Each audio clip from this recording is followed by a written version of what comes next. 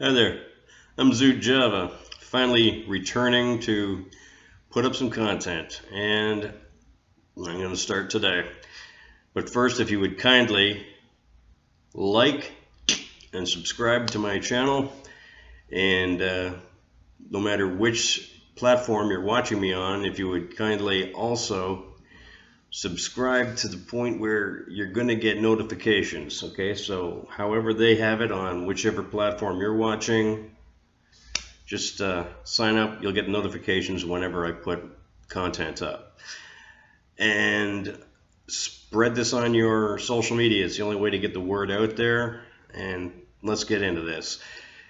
So Canada's broadcasting regulator has finally confirmed that the proposed online censorship bill is to apply to user-generated content.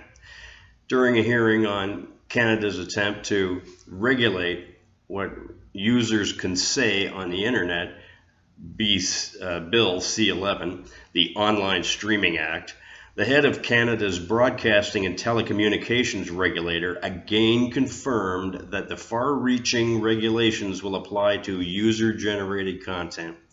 Ever since the bill was announced, critics of this bill have been warning that it empowers the Canadian government to censor the content users post to social media platforms by forcing these platforms to abide by content rules set by Canada's Broadcasting and Telecommunications Regulator, the Canadian Radio, Television and Telecommunications Commission, or the CRTC as it is commonly known. These fears were confirmed by CRTC Chairman Ian Scott earlier this month when he acknowledged that Bill C-11 would apply to user-generated content. And in an appearance at Tuesday of last that just gone by, the Canadian Heritage Committee hearing, Scott reaffirmed that Bill C-11 allows the CRTC to regulate user-uploaded content.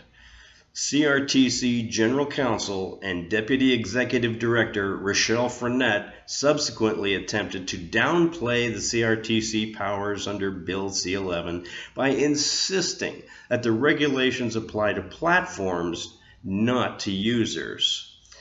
However, she admitted that the CRTC could possibly issue rules with respect to discoverability, if you can figure out what the heck that's supposed to be. And the other problems that we have with this is that Dr. Michael Geist, a law professor at the University of Ottawa, noted that Frenette's admission is entirely consistent with the concerns of digital creators, namely that platforms will be required to develop outcomes that result in some content being prioritized in the name of discoverability. The critics of Bill C-11 include politicians, creators, and pro-censorship big tech platforms. Now, Justin Tomchuk, who runs 2 YouTube channels with hundreds of thousands of collective subscribers, told the committee that Bill C-11 would potentially destroy the international visibility of his channels. And the reason for that is simply that it would unprioritize, or deprioritize, I should say, the Canadian content to an international audience. Canadian Conservative Party Member of Parliament Dr. Leslyn Lewis has warned that the bill is dangerous and that it will give the government power to control your internet choices and impose their own. And even YouTube and Twitter, which censor millions of their users' posts each year, have warned that Bill C-11 goes too far. YouTube is pushing for user-generated content to be excluded from the bill, while Twitter has likened the bill to the sweeping regulations that are imposed by authoritarian regimes such as China. Despite these criticisms and multiple admissions by the CRTC, that Bill C-11 will include user-generated content, Canadian Heritage Minister Pablo Rodriguez has responded to these concerns by claiming that conservatives invent a lot of stuff.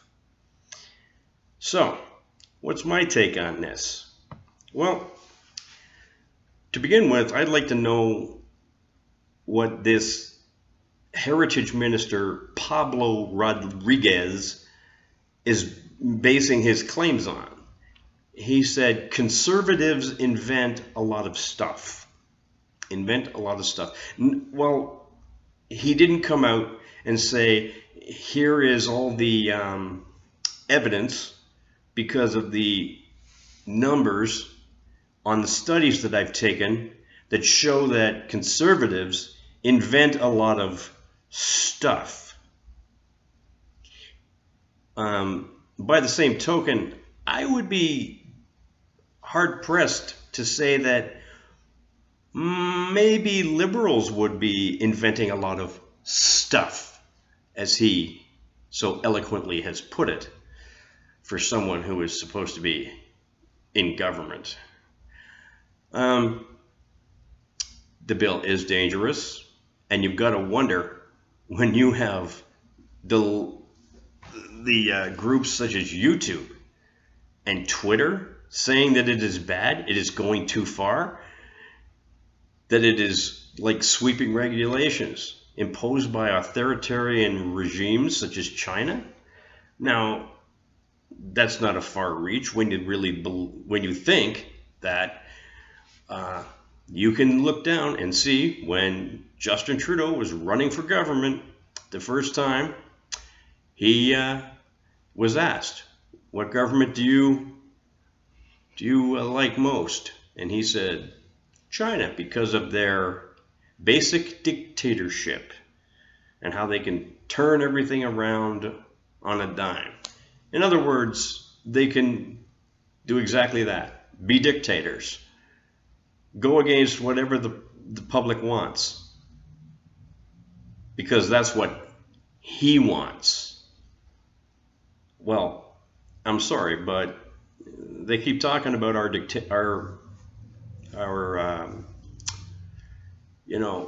way of life here and our freedom here, and the fact that we're not like the United States, who have a republic. We apparently have a democracy. Well, that's not much of a democracy when a guy at the top just does whatever he wants, and that apparently is exactly it. And another way to do that is to make sure that nobody is able to speak, and that's what they're doing here. They're shutting down everyone's ability to speak. They're not allowing it. And that is just not a free society.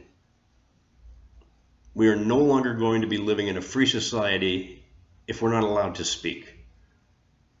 And I don't care what anybody has to say. This is going way too far. But he's proved that he's got no qualms in doing things like that. He proved it during the trucker protests, freezing bank accounts of people who just donated some money to a group of people who didn't even cause any damage, who did nothing wrong. They may have occupied a city and inconvenienced it for a while, but that is it. There was no damage, there was no fires, there was no violence, except by the police when our lovely Prime Minister decided that he had had enough in his city, in his kingdom. So, that's how I feel about it. Start talking about it, everybody. This is ridiculous because this is Canada, and you may say, oh, well, Canada, blah, what a bunch of idiots. If you're not living here, it's coming for you next. You are being looked at by your leaders across our border and saying they can do it. If they can walk all over their people, we're going to walk all over our own people. So, With that, I'm going to end with the bad joke, my signature bad joke, and today it's going to be, oddly enough, a little bit about social media. And what exactly was Forrest Gump's Facebook password? It was One Forrest One. Anyway, thank you very much. It's been great to get back. Thank you very much for everything that everybody has said to me. I really appreciate it. And again, like, subscribe, all that good stuff. Follow me on other channels if you wish. I'm going to have a link to them down below. And until later, have a Java on Zoot.